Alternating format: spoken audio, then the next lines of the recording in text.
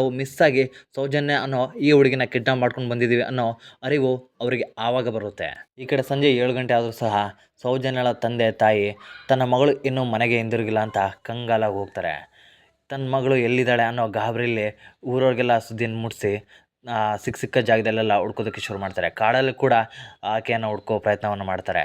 ಕಾಡಿನಲ್ಲಿ ಏನಕ್ಕೆ ಸೌಜನ್ಯಳನ್ನು ಹುಡ್ಕೋ ಪ್ರಯತ್ನ ಅವರ ತಂದೆ ತಾಯಿ ಮತ್ತು ಇನ್ನಿತರು ಮಾಡ್ತಾರೆ ಅಂದರೆ ಆ ಕಾಡಿನ ಪ್ರದೇಶಗಳಲ್ಲಿ ಹಲವಾರು ಹೆಣಗಳು ದೊರೆತಿರ್ತವೆ. ಆ ಕಾಡಿನ ಪ್ರದೇಶಗಳಲ್ಲಿ ಈ ಹಿಂದೆ ಹಲವಾರು ಜನರನ್ನು ಕೊಲೆ ಮಾಡಿ ಅವರ ಹೆಣಗಳನ್ನು ಆ ಕಾಡಿನ ಪ್ರದೇಶಗಳಲ್ಲಿ ಬಿಸಾಕಿ ಹೋಗ್ತಾಯಿದ್ರು.